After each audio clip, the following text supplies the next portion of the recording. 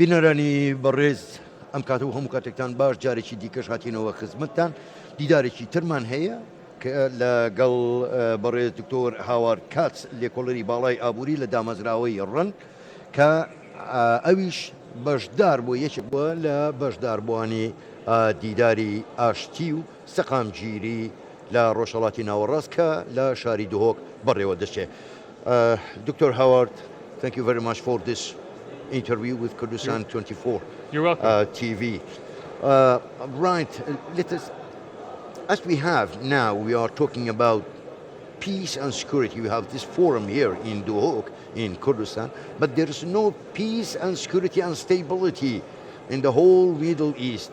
Are there any effect of this instability in the Middle East on the economy in general? Yes, that's a great question. And there are some very deep connections between peace and stability and the economy. The quick and simple answer is that instability causes economic problems. And it causes economic problems because it scares away investors and it makes business people think more short term. They can't think long term. So if you look at all of the conflicts around the Middle East, you can see bit by bit how they're affecting the economy. Like Syria conflict, for example. Yes. Important country in the heart of the Middle East. All of the surrounding countries have had to absorb refugees. That's been very costly. That's hurt their economies. The Israel-Gaza conflict, the Israel-Hamas conflict. You can see it's hurt the economy of Israel very much. And now Gaza, of course, has multiple problems stemming from this. And whatever economic activity could take place there, including workers who would go to Israel, have been harmed. You look elsewhere in the region, even the instability in Iraq, even the armed groups that are operating will cause decreased investment, decreased economic activity, and that really hurts the whole region because as a region, the region will benefit from economic exchange within the region. Right? We find that regional economies do better when there's a lot of integration within a region. And those conflicts are stopping that kind of integration. So in the end, really, the entire population of the region is suffering from these conflicts. Even if they're over here or over here, it affects everyone. Right, Dr. Howard, if this kind of conflict, if it's expanded to the whole Middle East, do you think that the big companies from America, Europe, from other countries, they pull out from the Middle East because of these conflicts and instability? Right. It depends where they are. It depends if they feel that their investments can be secure or if the profit potential is there. Every company is always balancing profit against risk.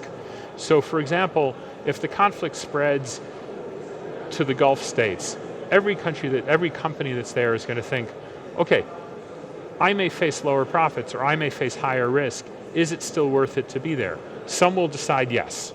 Right? Clearly, all the companies that are working on oil and energy will stay. They're used to dealing in unstable areas. They're used to dealing with conflict.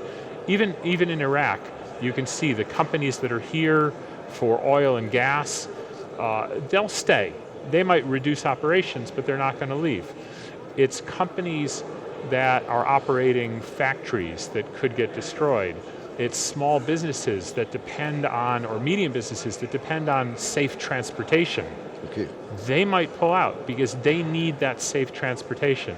They need to know that their business is safe, especially if it's small. They can't risk that. So you might see some lower investment. The big companies, I think, have factored in, many of them have factored in the risk of conflict in their decision making. And so they'll try to stay as long as they can. Right, Dr. Howard, as you know, there is a peace and security and stability in Kurdistan here. Do you think that encourage the big companies to come and invest in Kurdistan instead of Iraq, for example, because there is no stability in Iraq? Right, so they will, as long as there's a profit potential, they'll always look for the most stable area. And Kurdistan, as long as it remains stable, which it should, is very well placed to serve all of Iraq. It's the doorstep of a very big market. So it itself is a small market, but a good market, right? But you have a doorstep to a very large market.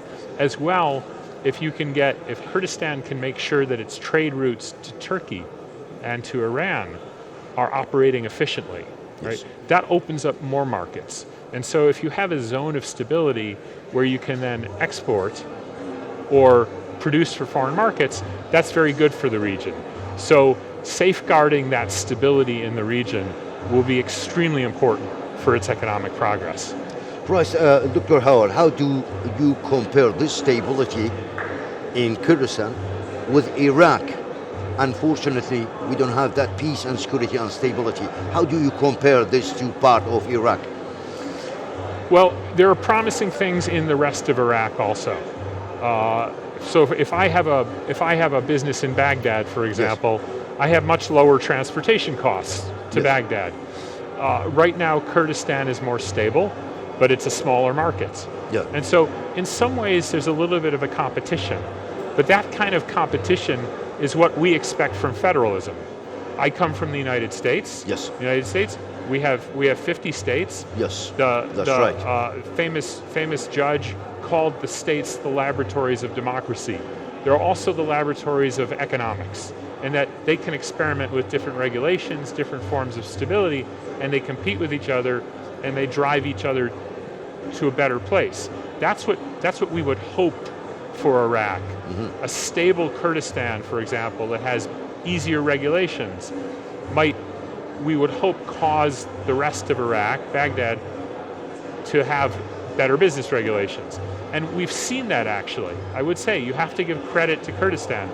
Kurdistan's laws about land ownership were very good, but the visa on demand in Kurdistan was a brilliant move. It made it easier to do business. I can now get visa on demand in Baghdad, right? And I think that Kurdistan, by showing the way, really is very helpful to all of the economy of Iraq. What Kurdistan wants is to stay ahead, but it wants a stable Iraq. All of Iraq, it needs to be stable. That's just better for everyone.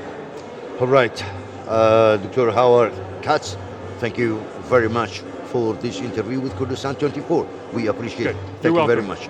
My pleasure. بینەرانی بەڕێز ئەمدی داڕشمان لەگەڵ زۆربەڕێ دکتۆر هاوارد کاس لە کۆڵی باڵای ئابووری لە دامەزراوەی ڕەنگ لێرەدا کۆتایی دێت تا دیدارێکی تر شاد و بەختەوەربن خواتان لەگەڵ.